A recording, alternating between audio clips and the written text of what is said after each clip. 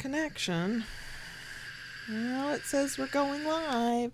It says we're going live. Well, it says we're here. I see us there. I see us there. Now all I need to do is see us here. First, you have to get the really awful ad.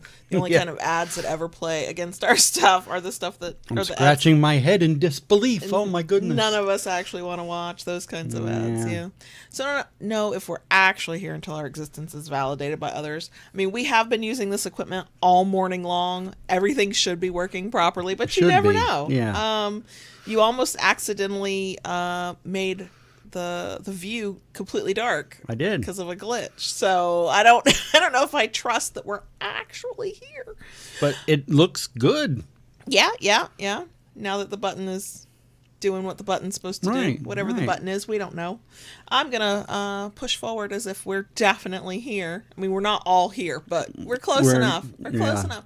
Hello. Hi. Kayla Lords. John Brownstone. Of Loving BDSM, where we help kinksters like you have happy, healthy power exchange relationships. This is our weekly live stream where we record our podcast, the audio version of which goes out on all major podcast apps every Friday. We are here at this point, well, we finally got into it, 6 minutes early. If you are here for the live stream, and don't like idle chit-chat, you got a few minutes. Go forth, do whatever. If you are here after the live stream, but before I put in timestamps and you don't like idle chit-chat, fast forward by at least 6 minutes. Okay, I'm going to say hi to folks. Hi, Kitty. Hi, Missy. Hi, Little Miss. Hi, Brittany. Hi, Claire. Hi, Silent. Hi, Mr. Spock. Hi, New Brat. Hi, Sassy. Sassy girl, actually. Yeah. Not to be confused with other people who will have Sassy, and I'll treat that like a first name. Hello. Surrounded. You are. A new Brad, a sassy girl, and you, and me. Oh my gosh. And me. Oh my gosh. Scary almost. Like attracts like. Your vibe attracts your tribe. What are the other cliches that I can use? I don't know. So we've got 5 minutes before we're supposed to actually get this thing started. Yep. Butt rub section. Warm me up. What you got for the butt rub? All right, bend over. Okay. No, I don't want to get kicked off of YouTube. I really don't. So anything? Well, I'm feeling better. You are. Antibiotics are a marvelous thing. We managed to record. This is our third thing that we've worked on today. Yes. Well, our life is currently being turned upside down on a personal level. Not in a bad way. Not at all in a bad way. No. But in a chaotic, slightly stressful way. Yeah, talk about that more in the bonus. Yeah. But my point to all that is we actually had the time to start recording at 9 o'clock this morning? Yes. We're working on stuff. That's unheard of. Yeah. And it's because of some of the changes coming up, which I know are positive changes, but that doesn't make my anxiety calm down. Yep.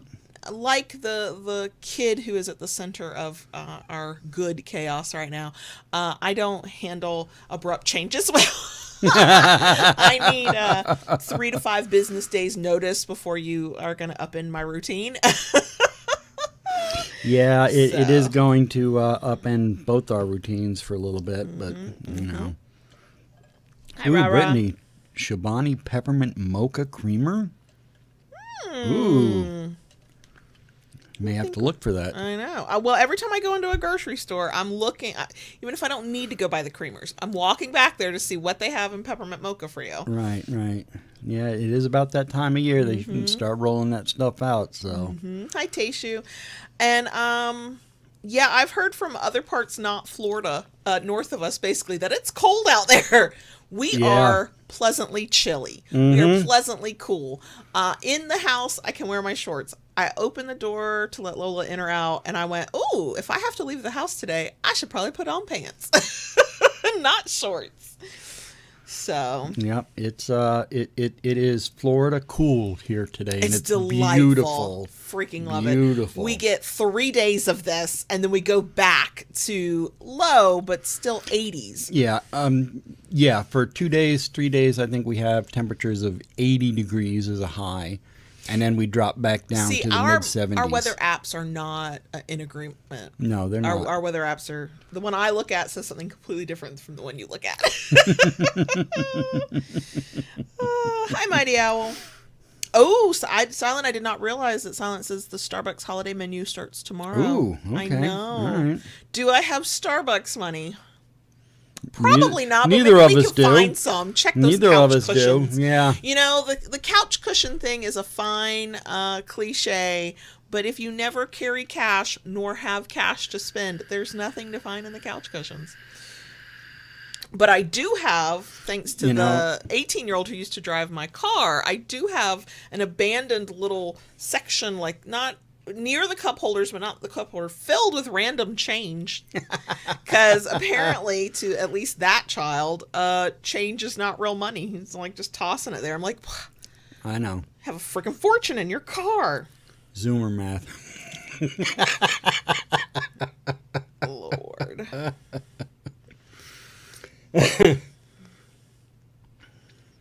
So, I had an interesting. How much time do we have? Oh, 1 minute, but I won't get into it. Later in the break. Will you remember it? You should probably make a note. You know how we are. I'll remember it. I will, because it's something that's very in the forefront of my mind right now. Well, but I might knock that out of the forefront of your mind by whatever chaotic stuff I say to you today. Because we're talking about each other in this week's episode. True, we are. So scary, huh? We could really, some truths could be uncovered unintentionally. We might hurt each other's feelings for all we know. Hi, Eva. Is it Lizaveta? Hello, either way. Hi, Shelby. Hi, Junie. And also correct me on how to say your name. I want to say it right. Hi, Jennifer from Cornwall. Okay, it is noon. We will officially get this party started. Woohoo! Break out the drinks. We are, I wish. We are going back to a thing that I threatened all of y'all with when we hit the 10-year mark of knowing one another. There would be content of, here's blah, blah, blah, over 10 years. Well, here we are. It's only on my mind now because we did just celebrate our wedding anniversary. And so we're going to talk about the changes we've seen in each other, not ourselves, in each other over time. I don't know what we're about to say, but it ought to be interesting. If you enjoy this while we're doing whatever this chaotic thing is, we love a thumbs up. If you like it enough to want to come back for more, please consider subscribing. And once you subscribe, go ahead and ring that notification bell. Get updates and new content. Just do whatever Daddy says. And if you really like what we do, want to help us do more of it, yada yada, y'all probably know the drill now. You can join us here on YouTube if you are a staunch YouTube-only person. $5 a month, you get some extra content. If you join us over on Patreon, you get extra content and access to a Discord server. Link down below as always. I think you can hit the magic button and we can. And hello and welcome to everybody in chat. That too. Okay, you're gonna hit a button. I'm gonna hit a button. Okay, so before we get into the topic, we do have a bit of an announcement. Yeah. We're making it later than we have in previous times, so I can't imagine anybody traveling from out of town for this, but if you are in Florida near Orlando or can get to Orlando and want to, we will be at the Woodshed on November 18th for their kinky vendor show thing that they do. We will be there as the Kinkery, selling our wares. And not that if, telling you about this, we don't say it for you to come shop from us, but if you can get to Orlando, want to be in Orlando at that time, you can come by and just say hi to us. Yeah. It gets chaotic and goofy there too, so on brand. And entrance to the Woodshed is free for that event. Yeah, the event's from 3 p.m. to 7 p.m. before party time starts, playtime starts. So if you are even just in Florida and like, I wonder what the inside of a dungeon looks like, and you want to do it in kind of a pressure-free way, this is a great opportunity because all the lights are up. It's filled with tables and people with kinky and non-kinky shit alike. But yeah, it's free to get in. If you were to come and then decide to stay for the dungeon itself opening, well, then you have to pay admission. But November 18th in Orlando at the Woodshed from 3 to 7. We'll be there. It's very exciting. Okay. Okay. It's time to get in to whatever the hell this is. Madness, chaos, insanity. You know, so I have this good or bad, I don't know, habit of when we decide on a topic, when I have thoughts and feelings on it, I start to think a lot about it. And of course, I have conversations with myself because I talk to myself a lot. And then when I get here, my brain goes, well, you've already talked about that, so I don't think I have anything to say. So all the things I've talked, all the great points I was making to just me, myself, and I are gone and out the window, and so that's why sometimes I draw a blank. In this one, I had the idea because I suggested it to you, because I was thinking about it as a concept, but I then wouldn't let myself think about it too hard because I didn't want to forget anything. But also it means now, while we're here and we're ready to do the thing, I'm a little bit like, oh. Yeah, I know. I'm with you on that. I'm kind of with you on that. We have definitely noticed changes in each other. When we did episodes similar to this, about 40 episodes ago, so not quite a year ago, but close, we talked about how we've evolved in kink. We've talked about things that we've learned over all this time. And I'm sure we've talked about how we as individuals know that we have changed, but this is more about, and the reason I think it came to me on our wedding anniversary, was because it hits me at different times and in different ways, kinky and non-kinky, of realizing that you have grown and you have changed and that you are the same person I met all those years ago, but also that you were not, that there are things you used to do that you would not do now, ways you used to be that you would not be now. And while I think some of the things we might point out about each other will not necessarily be kinky, I think a lot of it might be quite vanilla. I think this conversation is important because, you know, if you have to have the intellectual conversation with somebody about how you change and grow over the years, I think all of us would go, yeah, absolutely. But I think for some, I know I'm one of these people, it can still come as kind of a surprise. Like, yes, you're the person you were 10 years ago, but also no, because you've been through some shit. You've learned, you've grown. We've had serious arguments where we had to rethink our position on things. And so I just think it's important to sort of acknowledge that, you know, there are a lot of relationships, usually the ones that fail, that you're together for some amount of time and then you look back and you don't recognize yourself or the other person. And part of that's because you've grown apart. Part of it's because maybe you're surprised that both of you would be changing over time and not necessarily changing, you know, by staying together on the same path. And so I just, you know, it was on my mind. I don't know how kinky this will be. I think it really will be quite non-kinky. But I just kind of want to have the conversation because, one, I find it interesting. And two, as sort of a reminder to anybody that ideally, the person that you get into a relationship with today, they'll basically be who they are, hopefully 10 years from now, but they also won't. Like the fundamental parts of them, the things that you loved about them or that you cared about or that drew you to them, the core of who the person is, probably won't change much other than to maybe adapt and grow and learn. But I think some things will change. So let's, I guess, maybe a back and forth. I don't know. This will devolve into chaos soon enough. Do you want to go first? Sure. Okay. Sure. I'm afraid. I think one way that we have both changed is we've increased some girth. Oh, Lord. I look back at pictures and video and I'm like, why did I ever think I was fat? But I've been doing that. I did that when I looked back at my, like, pictures from when I was a kid. I was like, I would love to be fat like that now. Yeah. But anyway, so this is about how the changes you've seen in me. Please don't. I know. Yes, I know. That was meant to be as a You're right, though. You're right. But anyway, one of the, I think, biggest changes that I find almost kind of amusing, I remember back in the day when we were, first started doing the podcast together a lot, and you were very emphatic that, no one better be coming on to me or messing because you'll cut a bitch.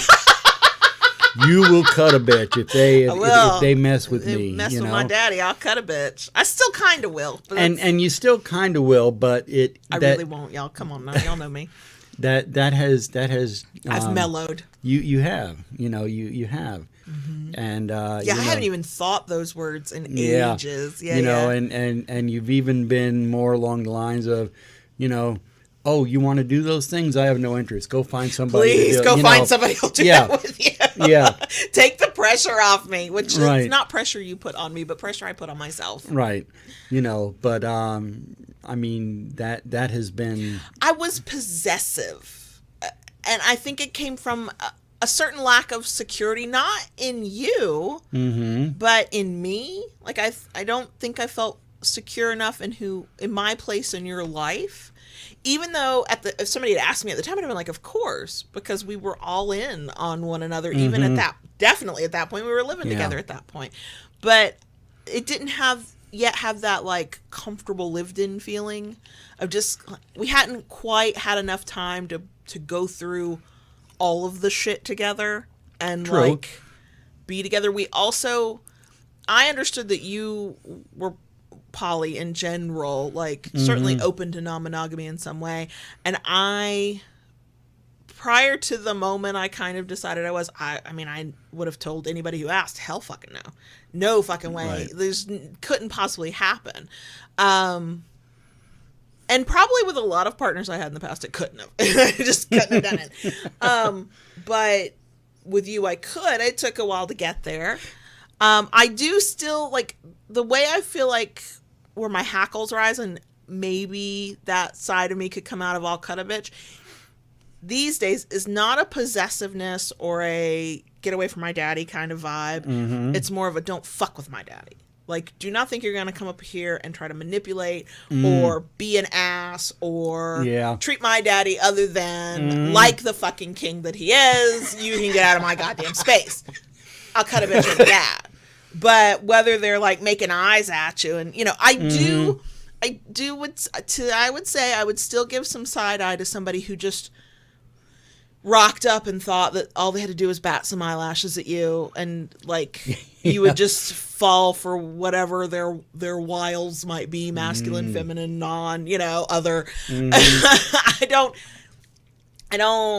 I still don't like that vibe. Like, you have plenty of people who just slide into DMs in that kind of gross way. Yeah. I don't like that because it's a gross way, because it's not a let's talk, let me acknowledge that you're a fellow human being. But that's just a completely different vibe than the one I used to have. Yeah. It's a completely different vibe. That is true. So I have been thinking about this, even though I wouldn't let myself have conversations with myself so I didn't forget things. One of the ones that came to mind very easily, and I feel like it's kind of half funny, but it's mostly not, and I feel like I did you a disservice for a time. We used to joke, even on this podcast, but certainly in the family, with the kids and everything, that you were the only mentally well one among us. And what must that be like? Well, for a long time I was. Well, and you are definitely a person who your mental health was, I don't know, disrupted. I don't know what the right word is. With life circumstances. But you also, and I was not unaware, you and I had talked not infrequently, like enough. Like, I understood you'd gone through trauma, and I'd understood that you'd had some shit things happen to you that clearly impacted you. But because outwardly you seemed to handle things so well, I just kind of went, oh, he's mentally healthy. And, to a certain extent you were, but there was always the stuff you had gone through that probably needed to be dealt with. Yeah. And we met each other when we were in a flow of life. The first few years with each other, we were in the flow of life. Now, the past few years have been the ebb and flow. Absolutely. And we've gone through together more stress than we ever have before. Correct. You've had to face some things about family and childhood and stuff. Yeah. And I now would never make the joke that you're the only mentally stable well one. Yeah. I mean, I remember making the joke, what's it like to be mentally healthy? Mm-hmm. Yes. I would never make that joke now. Not that you were like unwell in like a negative way or a dangerous way, but just that you've gone through some shit. And while you seem to be kind of coming out of the other side of some of that right now, that stuff is always going to be there. Going to be part of who you are. You know, it's funny because, you know, you talk about how, and even I was kind of like, you know, I am the mentally healthy one. Well, compared to the rest of us, you were. and you know, now with the way things have been, I realize I probably in my own way, for a very, very long time, have masked a lot of things myself. Oh yeah. Okay. Do you think some of that is because it was sort of the expectation? You're a cisgender man in a patriarchal society. There's like this definitional idea of what it means to quote be a man, especially in your age group. I don't think it was that. I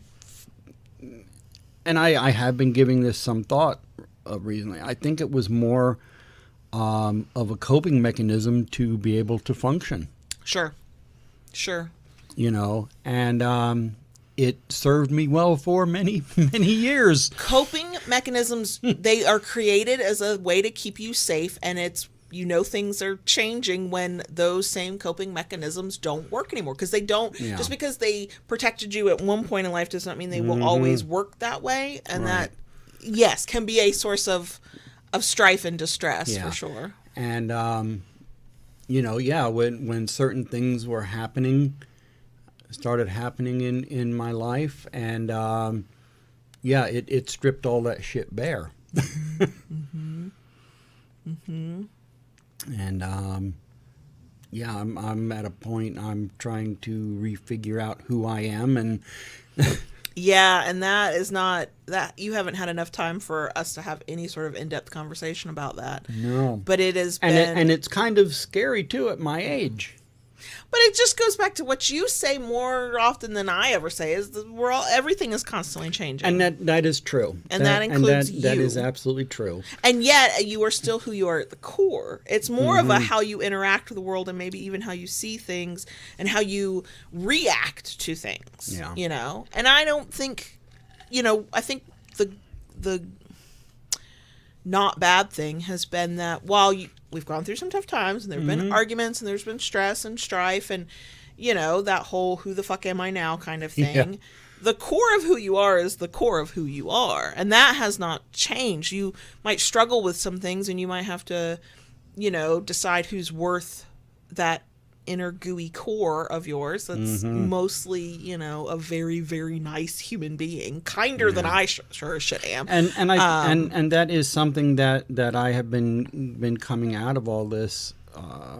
I have been realizing there are people who are not worth my time.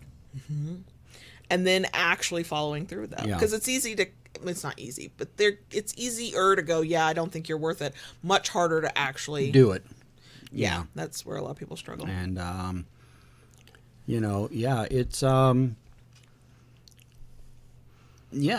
last few years have been very tough for me. And now the last couple months, I'm finally starting to see the light at the end of the tunnel, and it's not a frickin' train. I know. I mean, part of that is some parts of our lives have calmed down. Some things have improved, not as much as we might like. But I really think it's maybe even just adaptability. Like, after a while of so much chaos, you stop even clocking it as chaos. You're like, this is just normal now. And you've learned how to adapt to some things. Okay. I did not know we would get this deep this fast. So here we are. Okay, your turn. My turn. Oh, God. Okay. I would have to say one thing I have noticed about you over the years is you have become much more confident in your submission. and who you are as a submissive and a baby girl than you were when we first met. Oh yeah, it was still kind of new when we first met. Like I mean, I vividly remember like denying the baby girl side. The submissive side, I was just trying to figure out who the fuck I was as a submissive, and it was harder because when you and I met, I'd had a relationship and tried to be a certain kind of submissive that what we now know 10 years later is I'm capable of for about 5 minutes, and then I need a break from that. That was too much like effort and work.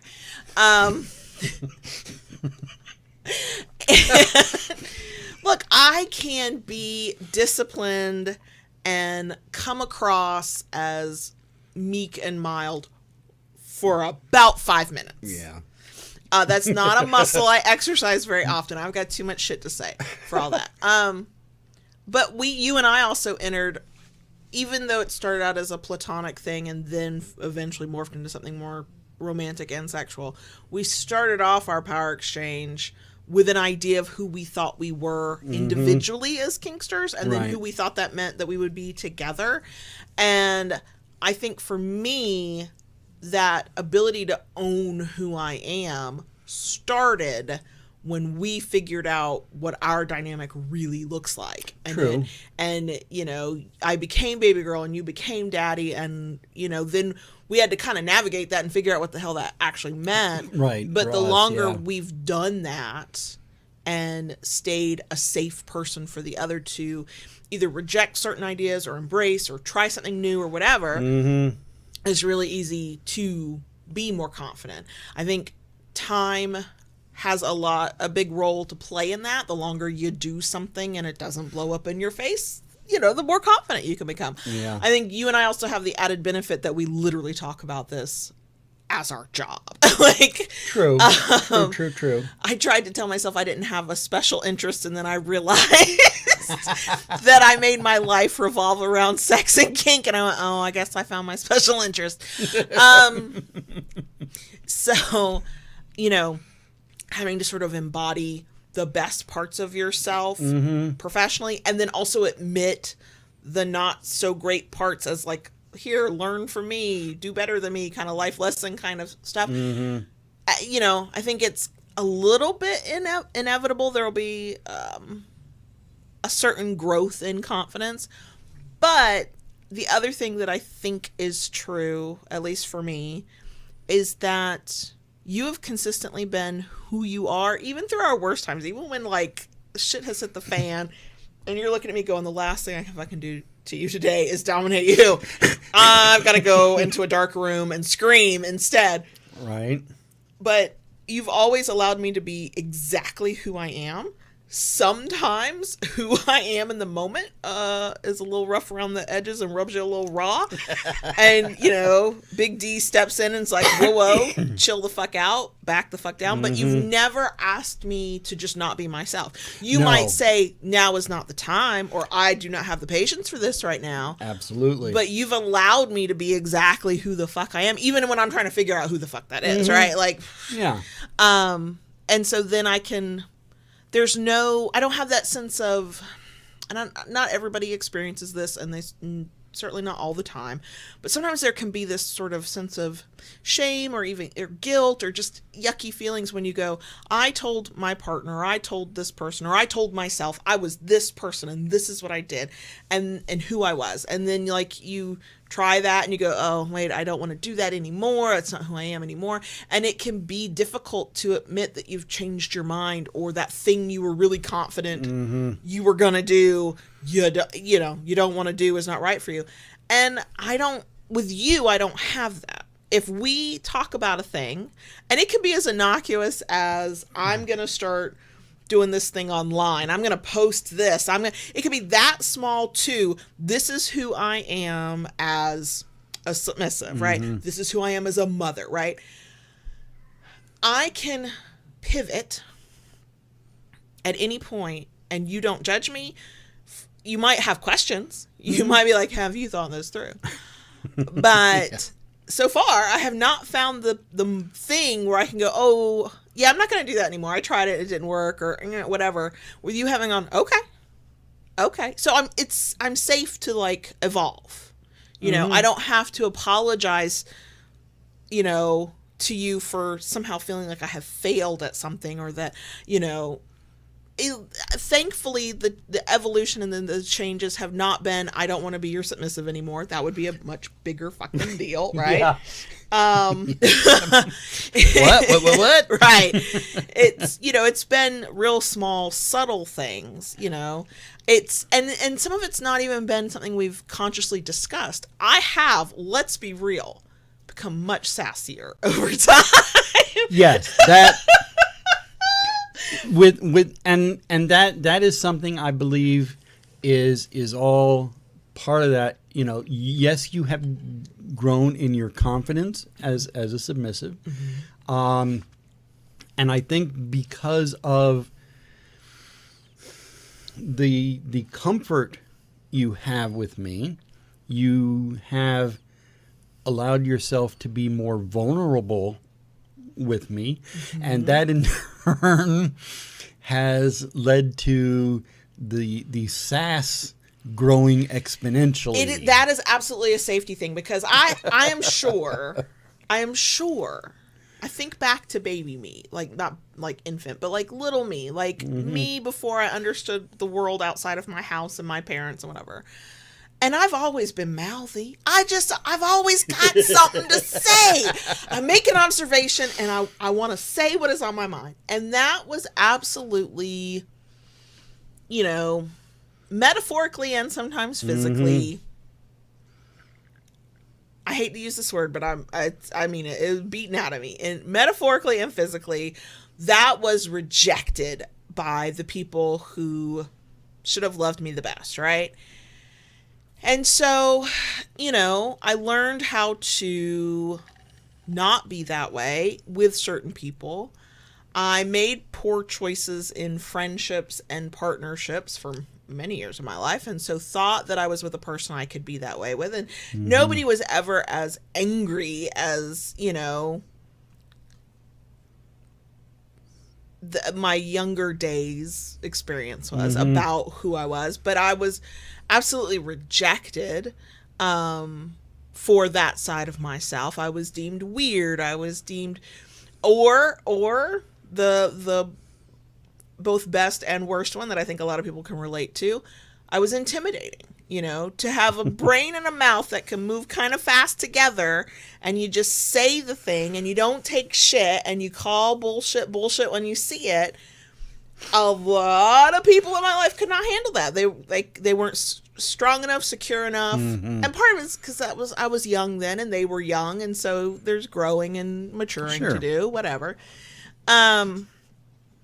But, you know, then I met you and you were like, yeah, it's weird, and I don't, you're not like anybody I've ever met, but I think I kind of like this, you know? Not sure if that's good, but you know.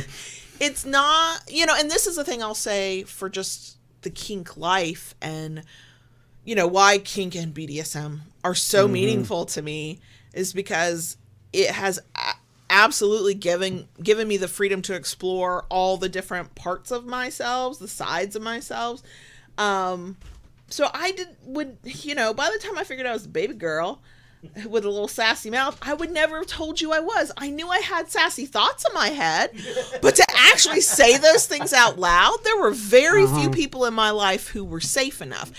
Now, thankfully, I had a couple of people by the time I was an adult that I could be just a smart ass bitch with, right?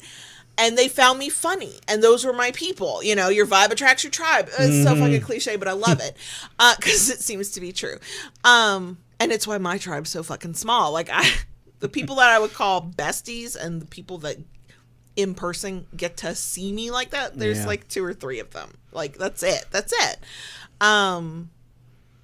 But yeah, you have been my safe place to just be who the fuck I am, and if it rubs you the wrong way, it's never because of something innate in me. It's that the tone was a little off. It wasn't the right moment. And I still have that part of me that holds myself back. Like I absolutely have thoughts that probably shouldn't be said out loud. Some thoughts really should stay indoor thoughts. And you know, my own 44 years on the planet has taught me how to pick and choose my moments. I think it's why I'm so uncomfortable both in non-kink life, if I have to go out and interact with the world as my legal name, and even in new kink groups of people that I know are kinky that know me as Kayla, but I don't know, because I don't know if I'm safe. I don't know if these people will not, they don't have to embrace and be okay and think I'm like great, but like I don't know what their reactions will be. And when you have memories of negative reactions, you know, depending on how you're wired, and this is how I'm wired, you know, I have very little desire to put myself out there like that. I'll be fully myself in places where I'm safe to, and the rest of the world can go fuck itself, and they're just going to see a very specific side to me. Yeah. You proved you were safe, and you proved you were goofy, and, you know, and it's all been a real gradual, subtle thing. Like, there wasn't a moment where I went, I am safe. Let me put all my crazy out. Like, yeah. It was very, like, yeah, I never read the fine print. You didn't. I mean, I never lied to you. I told you I was weird and crazy. And you went, sure. And I was like, no, he doesn't know what I mean, but he'll figure it out soon enough. Didn't know the breadth and depth of it, yeah. So I guess it's my turn. Yeah. This is not a kink thing at all, but this is definitely JB has grown as a human being. The type of parent you were when we first met, and you were, it's a hot minute before you got to be around the kids, but by the time you got to be around the kids, I was like, this is an adult that I expect you to listen to, blah, blah, blah, right? That was like, I set the expectation early on. The type of parent you are then versus now, not even recognizable. Not even to the point that I will get on edge when I have a memory of an encounter that with the oldest at the youngest age now, you would have blown up and lost your cool, and I would have been like, what the fuck are you doing? Like, you want to see me stand up and be a bitch? Parenting is where I'll shove him into a corner and be like, what are you doing? Because for a while our parenting philosophies were very different. Yeah. And now that similar situation will come up, but it's with a different kid, which is different personality and different needs and all of that. But I still brace myself. I'm like, oh, I remember how this went that time. Now, never mind, that time was the kid who jump ropes with your nerves. Like, he's not just jumping on them. He's double dutching. Like, he's working your nerves.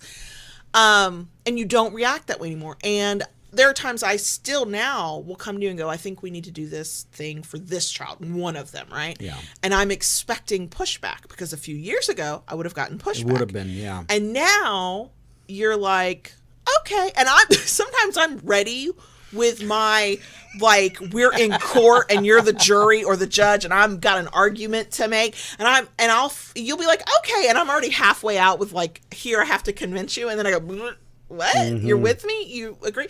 And this is not that, oh, JB's changed so much we always agree on parenting, and my parenting style was, quote, the right one. But we had fundamentally different views on how to handle certain situations, and it caused most of our conflict. If there was going to be conflict in our relationship, it was going to be me going, I disagree. I think you are wrong about this. Right. Or it was going to be you going, what the fuck are you doing? And I think we probably still have some. We still have we still have. I'm not going to say we are like always 100%. Yeah. Agreement. No. I don't think you so. know, not that I've totally shifted one way or another. There's still some differences there. There has been a big shift in the way I think of things, and even if I don't think something is done quite right, or the way you would want it to be done, right? Did y'all hear that? But I mean, it is also no longer a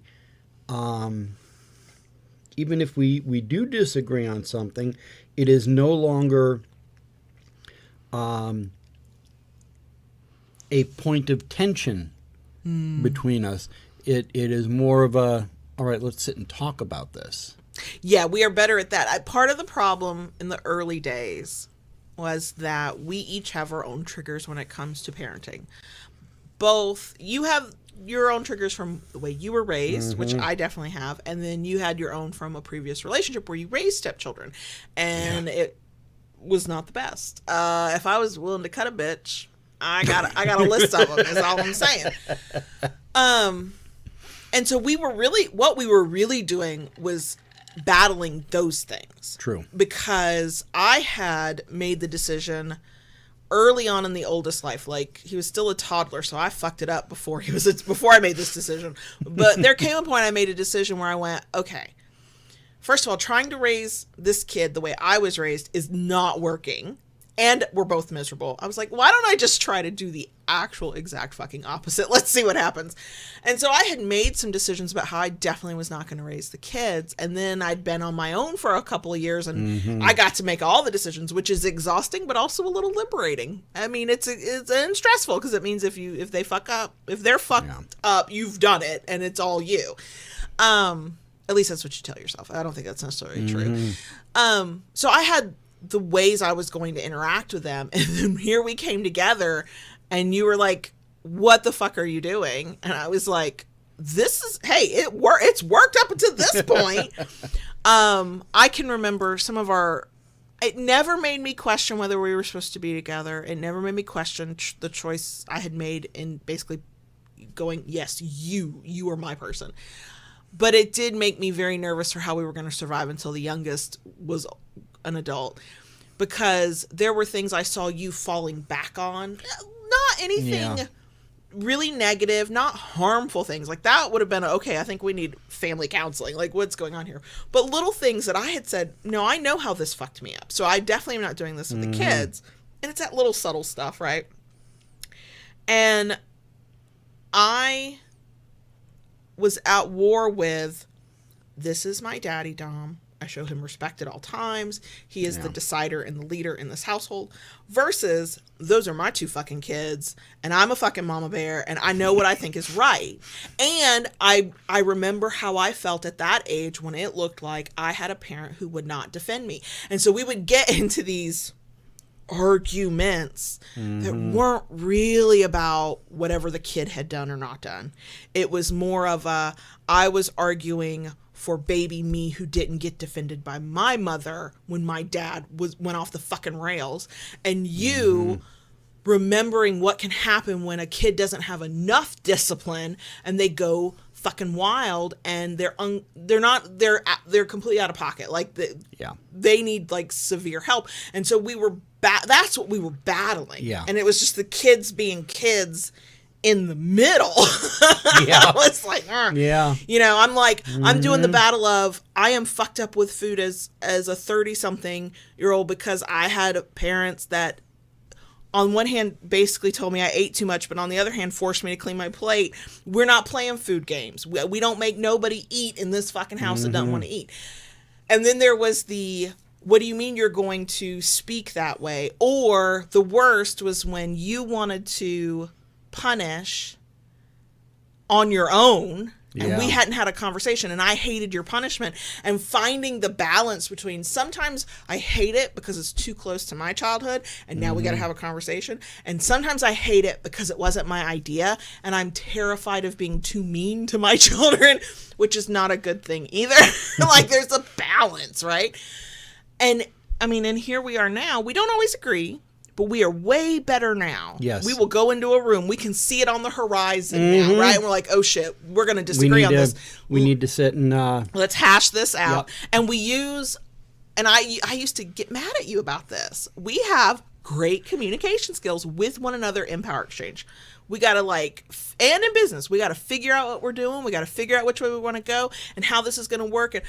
And it's within our kink life. We got it. Outside, it's like we forget. And I finally said to you, how is it you can talk to me like my dom when it's bedroom shit, but you can't use the same skills when we're talking about parenting. And when we finally got that shit together, it hasn't been perfect, but it's been better. It's been better. Mm-hmm. And I think a lot of that had to do with, things unraveling for me the way they did. Mm-hmm. I think it also... And that kind of helped me get a clearer look at what I was doing and where it was coming from. Mm-hmm. I think it also helped...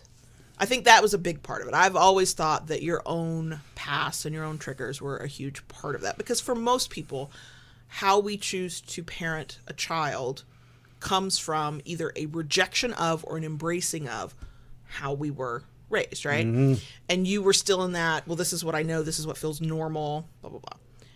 But it did absolutely help when the kids started getting diagnosed with stuff. And I understand the thinking, and I don't necessarily agree with it, and you and I were good, and it's not, these are not things I think that are being thought now. But prior to an official diagnosis, there was still that, well, they're not trying hard enough. If they wanted to, they could, blah, blah, blah. Like those false things that some people, you think. I mean, I had those thoughts at times. And then you get a diagnosis and you go, oh, okay, more things make sense. Now, I had been doing my research prior to official diagnosis because I was already seeing the signs and was like, okay, let me start just behaving as if they have these things and this is part of who they are. But to me, where you really started to sort of shine and make that evolution as a parent was you didn't deny their diagnoses. You embraced it. You supported them. You went and did your own research and did your own educating yourself to figure out what. So, which was really nice because sometimes I felt like my fear was I was going to have to come to you and I thought it would be a battle of this kid's autistic and this is how this presents in him and this is what this kid needs. And I was like ready to like with my lawyers, dig your heels down and like I had cited my sources and here we're and you just went, okay, yeah, that makes sense to me. And I was like, okay. So, I mean, yeah, as a parent, we've both grown because you just do as they get older and you realize you've kept them alive for 18 years and you're like, oh, look, I did that. I did the thing. So we've both grown and evolved, but I just feel like witnessing your evolution, it's just been in a more condensed time period than mine. Mine's 18 years and going. And yours is much shorter amount of time. And I just feel like it's amazing. It's almost a night and day because you really were the strict, no bullshit. I think you're enabling. I think you're spoiling these kids. And I'm mature enough to say that there probably were times I was doing both. Yeah. For my own reasons that had nothing to do with them. But, yeah. Okay, if you've got anything else, go for it. Let's see. Maybe we don't have to get quite so heavy. I don't mean to, but there you go. Yeah. There you go. I would have to say, I think the one way I've seen you grow is just in the way we handle our day-to-day life and our work. You were always very focused on your freelance work, especially, even in the beginning. Sure. When you I had something to prove in the beginning, yeah. Yeah. And, while that has shifted and, now it's pretty much all on our shoulders. Yeah. But you have stayed true to that. You have grown into it and you have embraced it. Yeah, I find it very strange. My natural tendencies are to follow preset rules and paths because then you can't get it wrong and you're doing what is, quote, the right thing. And so go to college, get married, get a job, work for somebody else, maybe move up whatever the ladder looks like. That was a very comforting thing to me. And in other parts of our lives that are not really about this, how you raise a kid, how a kid gets educated, blah, blah, blah. Those, like, to me, there was this path, and it's a source of comfort to do what other people say is what you're quote supposed to do, because if you can't get it wrong, you can't fuck it up. Now, none of that's actually fucking true. That's not how life works. So to decide in one kind of fell swoop that I would move away from family and friends, move in with my daddy Dom, yank my kids out of what they know and bring them along for the ride, and quit my job and go freelance and completely throw out any perceived rule book and forge my own path has been both the greatest thing I've ever done and also the most fucking stressful. Because without a path laid out in front of me to follow, it's just, I think it is for a lot of people, but I think depending on how you're wired and who you are and blah, blah, blah, it varies. For me, it's very stressful because there's too many variables and there's too many ways I could fuck it up.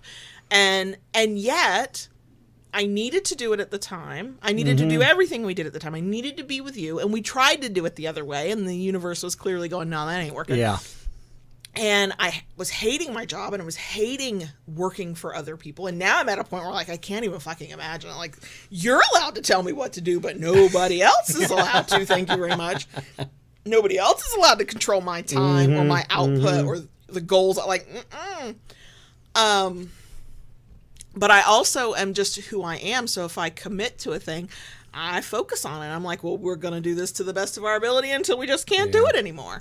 The thing that throwing out the perceived rule book and playbook taught me was that I am capable of being creative and making my own way forward. You know, it'll be messy. I won't know if I'm doing the right thing till later, which is still a huge, huge point of stress for me. But, you know, I can do it. And it's funny how it's easy to forget that. So the way we work, the way we earn our money, that has become, I understand intellectually from the outside looking in, it is not, quote, normal. It's not what everybody does. No. But it is normal to us. It's what we do. Because it's normal, and I feel like I know what I'm doing. I have done enough of, my stomach is growling. I hope the mic's not picking up. I've done it enough times that I've created my own sort of like, follow this path and do it this way and you'll probably be okay. I forget that everything in life, the rules are all fucking made up. The way we do shit is just because somebody at some point went, sure, do it this way, and everybody went, okay.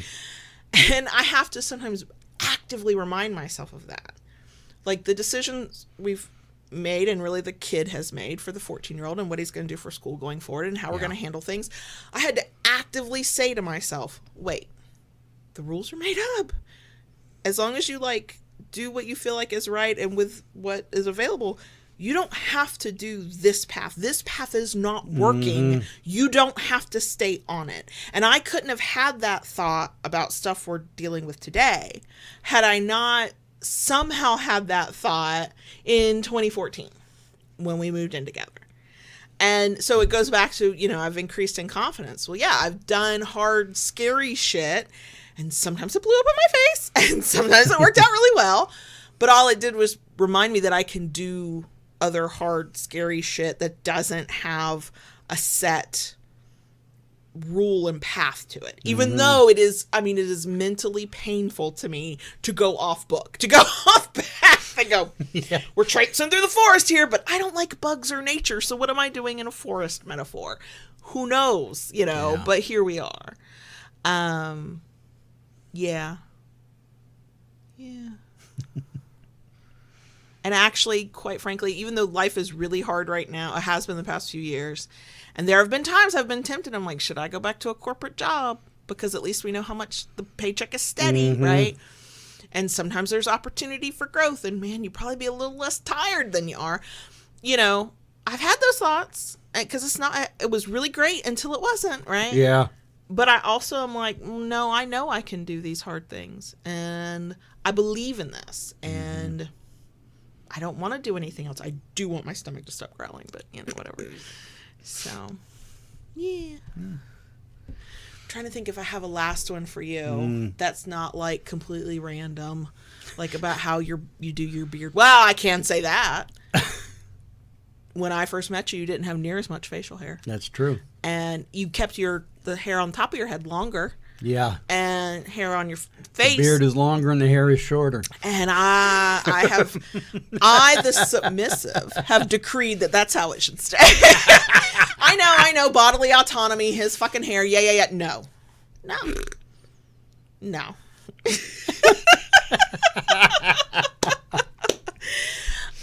Your hearing's a little worse, but you have bionics. Yep. You're a little shorter. Yeah. But you're not currently in any back pain, so no, we'll I'm not. take shorter over more pain. Yeah. But you are still my fun-loving rock, my sadistic rock, my hit me like you hate me rock. Yeah. Yeah. Some things don't change. True. I mean, to be honest, even myself, I've thought about going back to getting a job, and I don't think I could at this point either. I'm too far down that road. Oh my God, the first Now, time at this somebody point. wanted me to do some busy bullshit work that I know doesn't matter, I'd be like, what the fuck are you on about? Yeah. I'm not doing that shit. We only do stuff that has a fucking purpose. Yeah. I couldn't do it anymore at this point. So, I think the last thing I would say is, and I hope this is something that goes for both of us. We're about to have a visitor. We have Onyx on the table bumping into the microphones. Sorry, podcast listeners. Sorry. Is the way that you have allowed me to grow and evolve and change. So many people in relationships, well, I don't like the way they've changed over time. I don't like what they've become. Right. I have a picture in my head of who they were 10 years ago. That's or who I want them to who stay. I want them to be. Yeah. And you have not done that. You have allowed me to be who I am, who I want to be, and who I am becoming, and continually. I want you to always be the best version of yourself that you can be. Like, sometimes your best version, because of what's going on in life, is not the version that's ideal. I mean, but I want you to be happy. I want you, it was painful to me, mentally painful, to watch you go to a job that was soul sucking and that you hated and where you were not appreciated. Like, I'm not going to cut a bitch for flirting with you. I'm going to cut a bitch for not treating you the way you deserve to be treated, for not seeing your fucking worth. Like, that's where my protectiveness probably is now more than anything. Like, I think you're fucking amazing and deserve nothing but good things in your life, and so the world better get in fucking line and treat you like you're an amazing person and deserve nothing but good things. And so if that's if that's woodworking, if that's whatever, like, I don't know at this point. Like, the things you do because both you enjoy them and it's how we pay the bills, and sometimes that gets blurry of how much do I enjoy this and how much do I enjoy the money that comes from this. There's not a lot of money that comes from this, but it's enough. So yeah, it's I just what has been a good thing and is not always true for everybody. The changes we've experienced have been in parallel with one another. Sometimes they've been intertwined. We've grown together. We are better parents together than we were in the beginning. We are better communicators together than we were in the beginning. Correct. We are more enmeshed in our power exchange and connected in ways that are authentic to us better than in the beginning. But there have also been changes that in some cases people diverge from one another. They're on completely different paths and they're not going in the same direction. And it, for us, we've been fortunate that has, we are walking in the same direction. We're trying to get to the same place together, so I've grown in confidence in ways that you didn't need to necessarily, right? Or in ways that you haven't quite gotten to yet. I'm aware of my own health, and mental and physical, maybe in ways that you're not quite there with me yet, but you're getting there. Like we've evolved in our own ways as individual people. And I think that that's a thing that can get either forgotten, not realized, or for those who look down on power exchange just in general, people think that we did this episode about codependency. Right. We're not codependent on one another. We are our own whole individuals, but we still make each other better by being together. And in some relationships, that's not the case. You grow so far apart that you either don't add anything or you make the other actively, you're worse together than you are apart. You and I are better together than apart. I mean, could I technically sit in front of this camera and with this microphone and talk to it? Yeah, but it wouldn't. I'm not going to say it's good now, but it would be way worse if it was just me. It wouldn't be as good, right? Yeah. It's the way we talk about, like, with the kinkery. Yeah, you could make all the shit all day long. Right. But if there isn't somebody telling folks about it, it's not going to sell. Exactly. It's like, I could tell people about it, but I can't fucking make it. Lord, I'm not allowed near any of it. I sanded my own fingernail the other day. We complement one another. Yeah, we do. We need each other in a way that is not unhealthy. We can exist independently. We choose not to, We celebrate the differences in one another. We don't expect either to conform and be like us. I want you to be who you are. That's who I fucking fell in love with. And I like seeing the positive change and growth and evolution in you. It has only benefited both of us. True. I hurt for you when things are going badly for you, especially if it's not something I can just fix or genuinely help you with, right? But, yeah. The train wound down in my head. Okay. The word just blah, blah, blah, petered out. So, yeah. Yeah. So, yeah. I don't know how much more to add. I know the moment we stop talking about this, my brain will go, oh, but there was this you could have mentioned. And then there was that. And then, yeah. I think we touched on some of the biggest ones. I think so, too. Yeah. Yeah.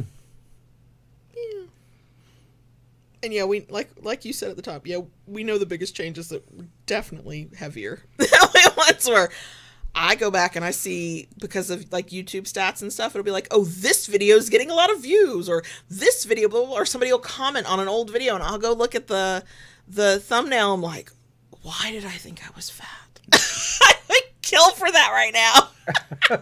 And yet I know if I were to gain more weight, I would look back on this and I'd be like, what the fuck was I complaining about? Right. I know. Right now, I've accepted that we are doing healthy things that don't necessarily lead to weight loss, and maybe they don't need to. And our priorities are not on what our bodies look like, quite frankly. It's on how we feel and what we need to do for our family. And that's, when things shift again and attention can be diverted, then maybe we'll think of about that. But maybe we won't, and it'll be okay. True. Hey, we still have hot, kinky scenes and good sex in these bodies. So as long as these bodies want to continue to work, move in that direction, yeah. I don't keep down that path. I'm not that worried about it. I know. So yeah. So I guess we can go into a bonus section. Yeah. Okay. So are we good? I have no idea. It's not for me to say. Okay. Keep it kinky, y'all. And we'll see you next week.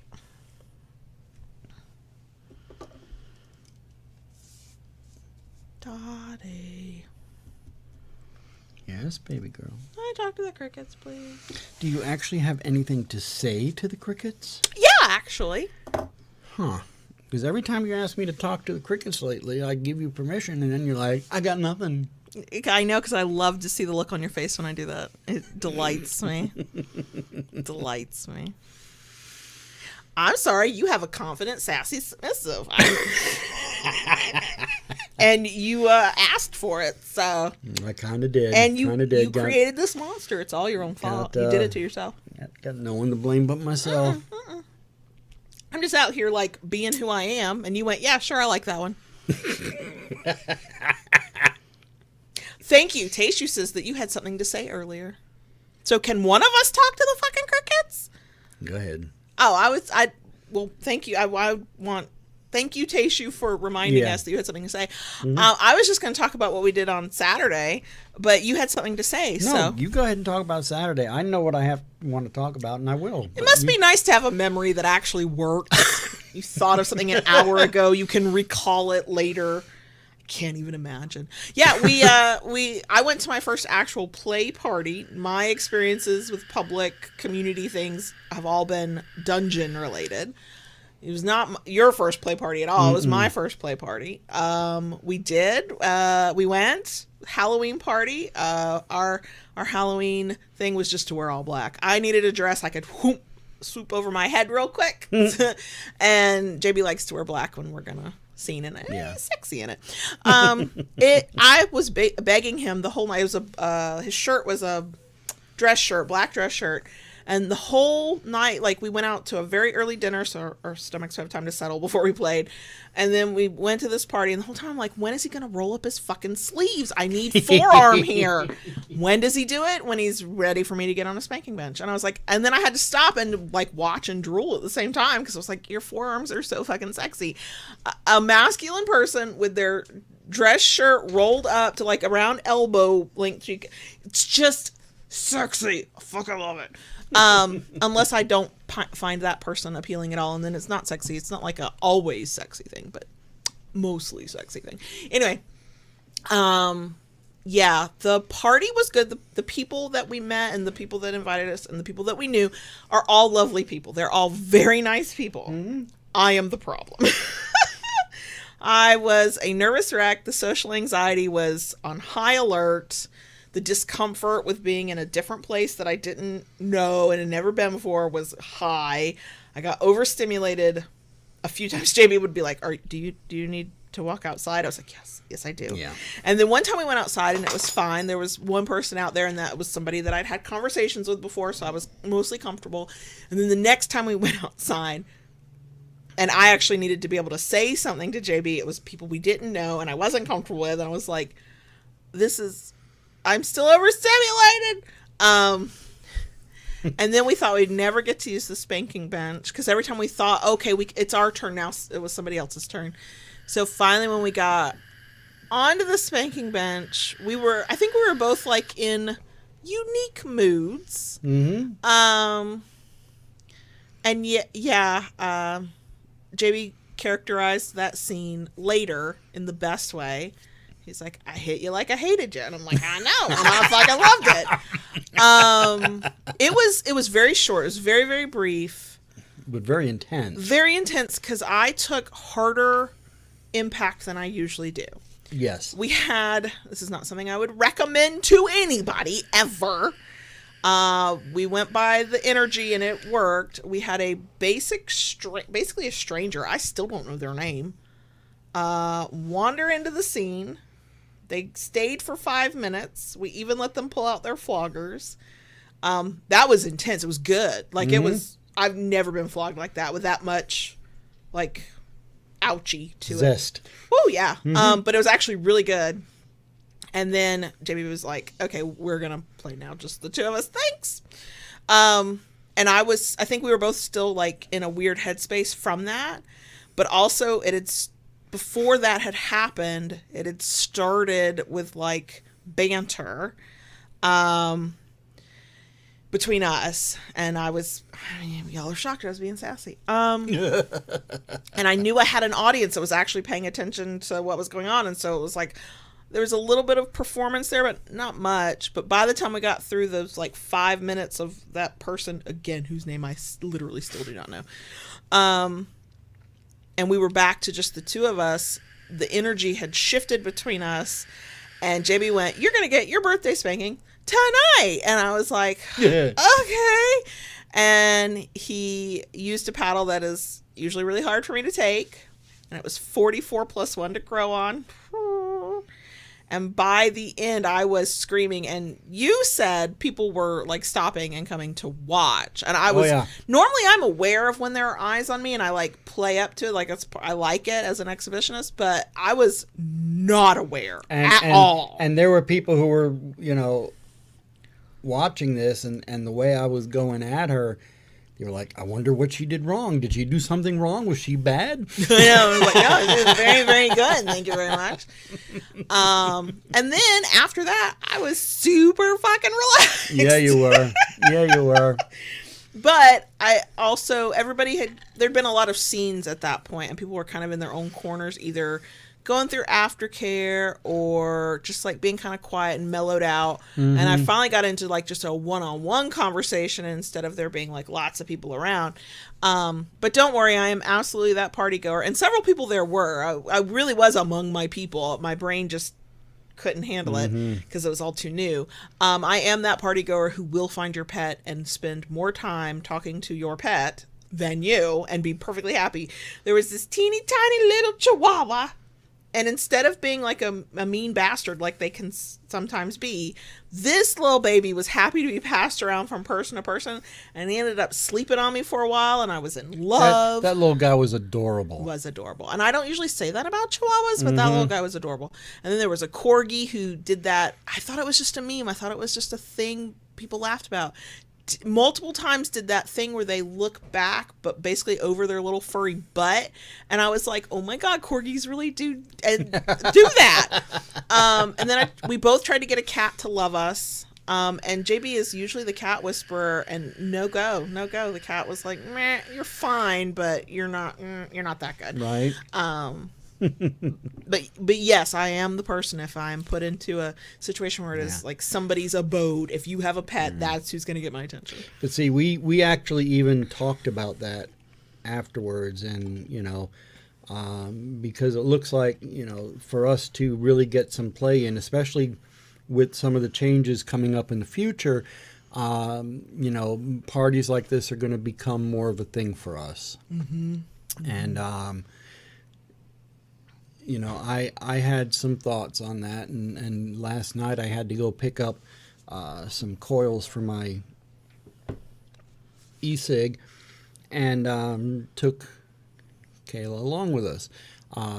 This shop that I deal with for the vape,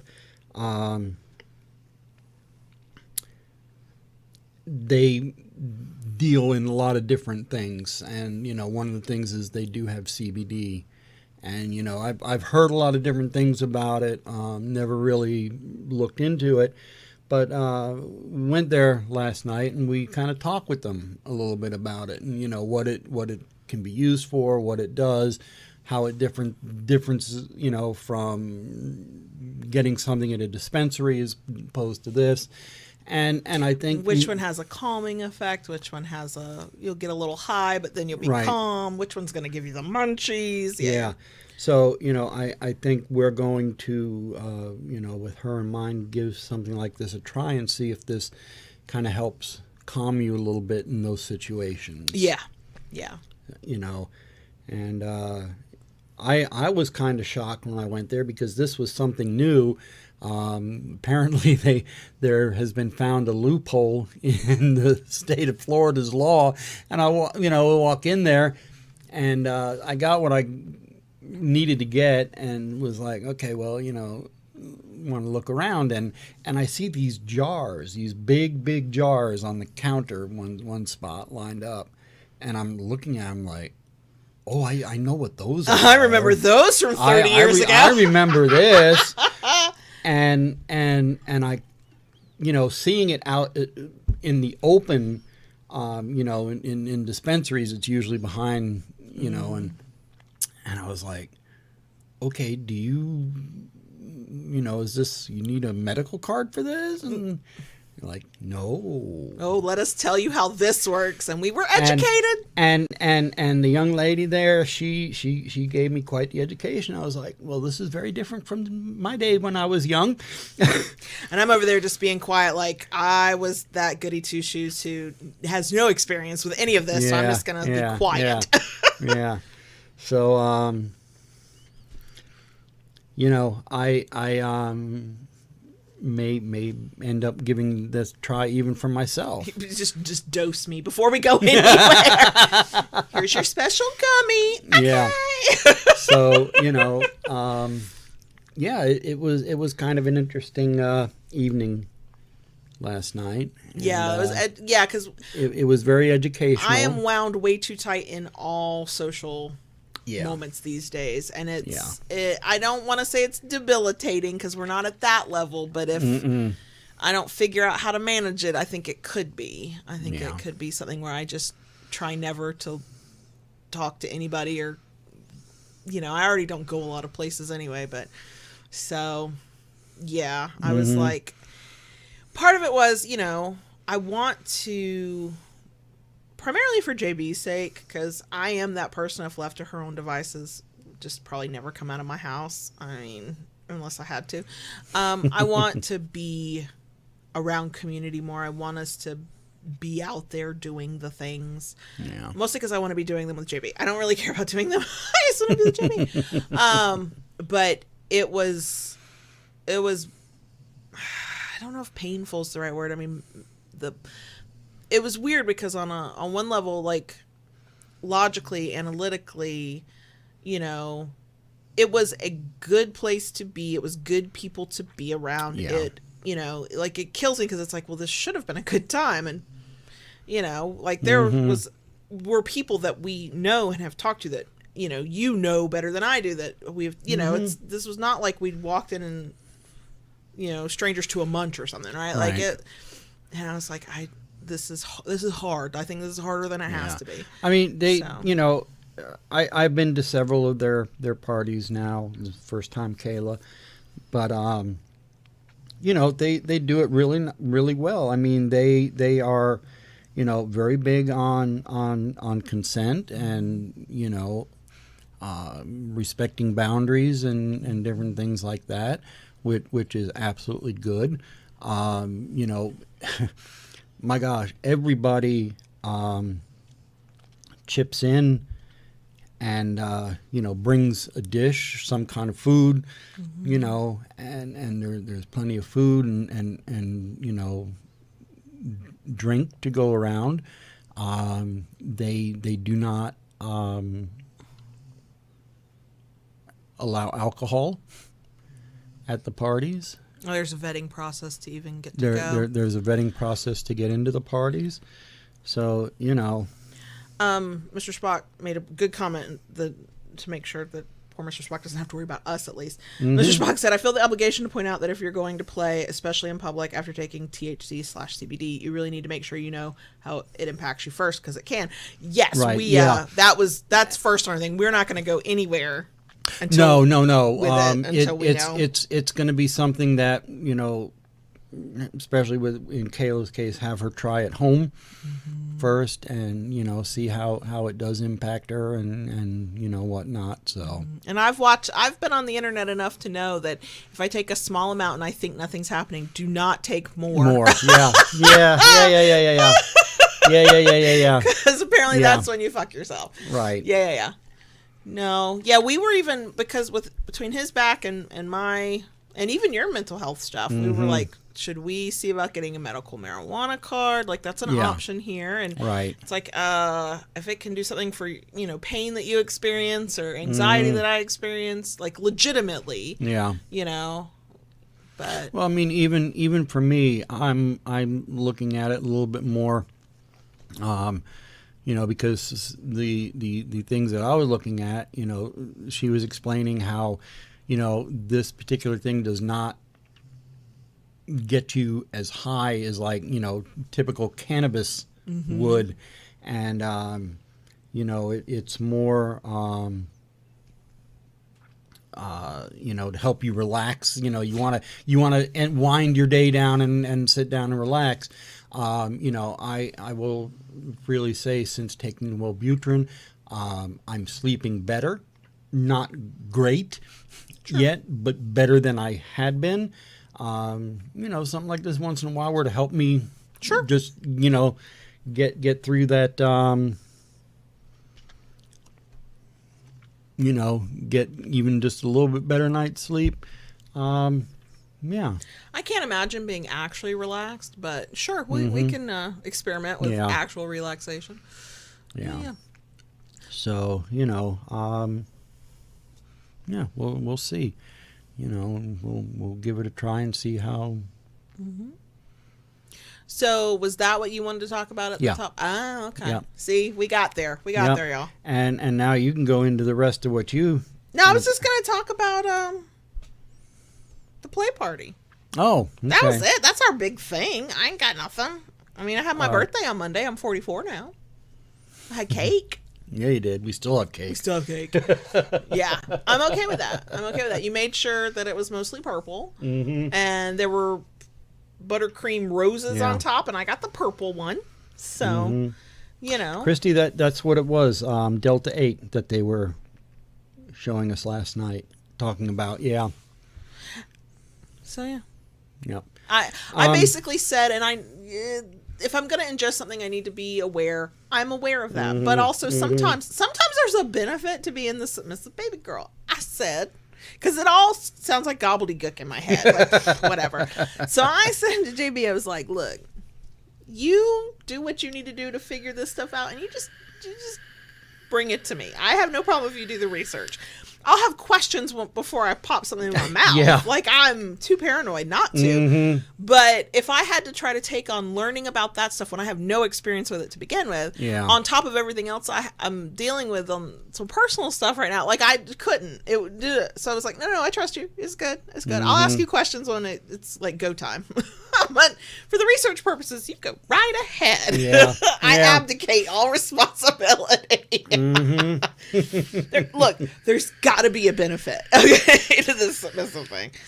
So, well, some what Kayla hadn't really touched. She touched a little bit on it earlier, but part of this whole thing is because the youngest has made a decision to go ahead and homeschool. His health is, we don't know if it's all mental, but his mental health is impacting his physical health, and it is deteriorating. And we're going to doctors. We're doing the thing we need to do. I'm waiting on a referral from a GI doctor for him. But he's miserable. He hasn't been to school in the past 3 days now. So yeah, I mean, we were talking last night trying to get him to go to bed at a semi-decent time. And that was the decision he came to. And I went, you have to sleep on it before I will act on this. And I went to wake him up this morning. I let him sleep in. He wasn't going to school. And I went in and his eyes opened and he went, so have you started the process yet for this? And I went, I was waiting to confirm with you that this is still what you want. So yeah, we're going to have some changes around here. Hopefully for the better.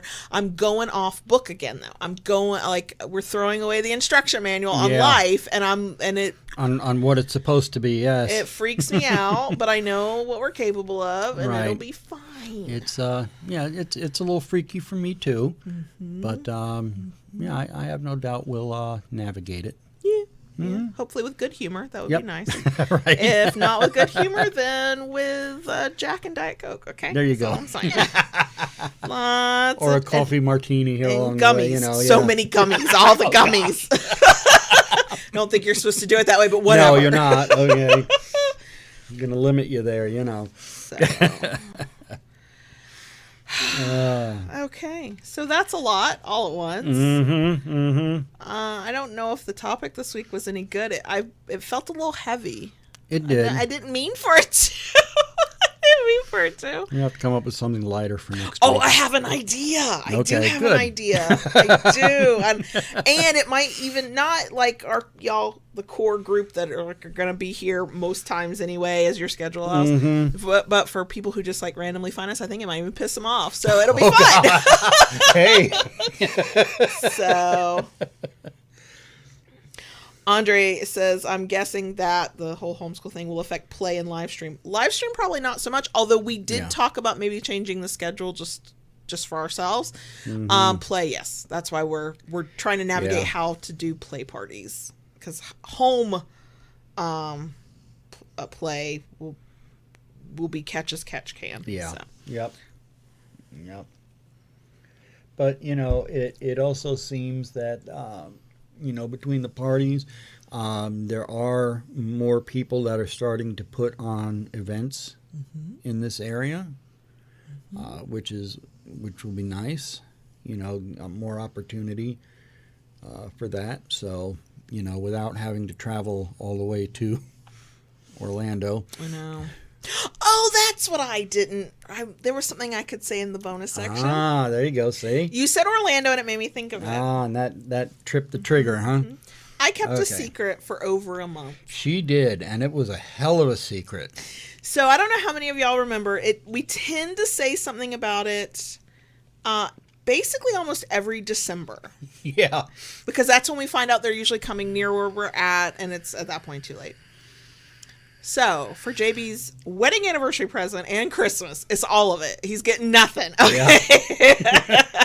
Hey, it's a big thing. I'm cool with that. I got us, and this is us includes the kids as well, tickets to finally see Trans-Siberian Orchestra and their Christmas doolally right before Christmas in Orlando. Yeah, we're going to that. And not only did I manage to do it and him not know, but I didn't fucking spill the beans. No, she for didn't. Over a month. And it was so funny because I have sometimes the memory of a goldfish. So I did the thing and I was like nervous he was going to find out. I had to like download the Ticketmaster app because I don't have that fucking app on my phone. And I was getting these emails and I was like, okay, he doesn't read over my shoulder, but what if he saw something and wondered? And I was like, okay, and it came from an amazing, wonderful tip from somebody in the Loving BDSM DMs. You know who you are. Thank you so much. And I was like, he never checks the DMs, but what if he does this one time? Like, I was like, right? So in those moments, I was like freaking out that he would find out. And then time passed, and I stopped thinking about it and had to start reminding myself, you're going to have to tell him. When are you going to tell him? And I was like, I'll tell him on our wedding anniversary. That it's a present, so that'll work. So I forgot about it until I would remind myself. But I was fine. I wasn't antsy. I was like, okay, that when you're going to tell him. It's fine. It's fine. Day of our wedding anniversary, I was like holding the words back from my face because I was so desperate to tell him. But I didn't want to tell him while we were like washing fucking dishes or like, cleaning out our ears after a shower. Like that's, we went to a new to us coffee shop, had an excellent coffee, and I got to tell him then. But it was like tumbling out of my mouth at that point. Like I couldn't have contained myself a moment longer. And here I am sitting in this coffee shop, and my jaw just about dropped to the ground. Because he was like, he was teasing me the day or two before, because I was like, I'm going to tell you on our anniversary. And he's like, okay. He's like, I think I know what it might be. And I'm like my eyes are wide. Like at first I said, if you've guessed this when I tell you, you lie to me. You lie to me and let me think it's a surprise. And then the more I thought about that, I was like, no, I don't like that, because I'll always figure out that he lied, and then I'd be like, well, then I can't trust him to tell me other things. So I stopped myself and went, no. When I tell you, you figured it out, you have to tell me, because then you have to tell me how you figured it out, so I know how to circumvent you for future surprises. And so I was nervous when I finally told him, because I was like, oh my God, what if he figured this out? And his jaw literally dropped. It was the fucking best. It's nice to make your jaw drop and it not be because I'm crazy. It's really nice. Right? It's not because of some fucked up shit that I've just said. Right? So, no, I have listened to Trans-Siberian Orchestra for years. Loved their Christmas. It's the Ghost of Christmas Past or something like that. Yeah, I think the show's called this year. Okay. Yeah, and it was so funny because I was talking to the kids because I was not going to buy 4 fucking tickets if these children did not want to go. Yeah. And the youngest, he's big, loud crowds and spaces and noise that can be very overstimulating. So I was asking him first, and I was like, do you think you can manage? I was like, we'll, get you some noise canceling earbuds. We'll do whatever we need to do for you. Yeah. But do you think you could do this? He's like, yeah, I think I could. And I think I even played some of their music on YouTube for him to listen. Like, this is the kind of thing you'd hear. So then the one I was really skeptical about was the 18-year-old. I'm like, oh, big college kid. He's not, is he going to want to do this? And so I text him I'm planning all of this, and I'm on all of the Trans-Siberian Orchestra lists now. I won the lotto. Lord, I'm so Florida. The lottery to be able to buy the good seats early, and then I saw the cost of the good seats and went, no, I can't buy them. We bought the cheap seats. Anyway, so I text the oldest, and I'm like, hey, I'm gonna do this. It's a secret, so shut your trap. But would you want to go? Do you want me to buy you a ticket? And he went, holy shit, yes, hell yeah. And I was like, but he is the music kid, so there's that. Yeah. But then I go, okay, cool. That's what I need to know. You're going to need to make sure you're home at that point, but hopefully he'll come home for more than just Christmas Day. Anyway, so I buy the tickets. I'm keeping it a secret from JB. I'm telling the oldest about it, and I go, yeah, we're going to go do the 2:30 matinee one. We're going to go middle of the day. And he goes, oh, gross. I was like, look, we are old. Yeah, we could go to the 7:30 show, but neither of us is going to want to drive back from Orlando at like 11 o'clock at night. If we go to the 2:30 show, we get to go to the show and relax, and maybe we go have some dinner at a place in Orlando we could never go to because we don't live here. And so just like, come on, man, I'll buy you free food. I haven't told him that if we have the money, I'll even buy him a little souvenir from the concert. By the way, if you want a souvenir, if I buy one for a child, of course I would buy one for you. It's your present. They just get to be along for the ride. So I'm so proud of me. I'm so grateful for the person who DM'd with the link and went, ooh, by the way, they're about to put these on sale. You know, I know y'all talk about it. I was like, Then I had to come back because I was like, you know, you might talk to somebody in DMs here, but you might talk to them in other places. So I came back and went, okay, I've done the thing. Shh, do not mention this anywhere. I mean, I really thought it was something that I would never get to do. Stick with me, kid. I did it good. You did. I am so good. Fucking pleased with myself. I did the thing. You did really good. And now I'm on their fucking list, so maybe one day we don't have to buy the cheap seats. So. Yeah. Cool. Mm-hmm. How did I almost forget to like? I don't know. Because I was focused on the play party. Yeah. That's a lot. I think we're taking advantage of the fact that we don't have to run out and pick up a kid this afternoon. True. Although I do have somewhere I have to go after we're done. That's true, here. you do. Yep. I have work I have to do. Yeah. So we should probably go do those things. Thanks y'all for being here to the bitter end. Yep. Yeah. Hope the topic, if was not informative, was interesting. And maybe start some conversations in your relationships. Yeah. So yeah, we're gonna finally go. Okay. Bye. Bye.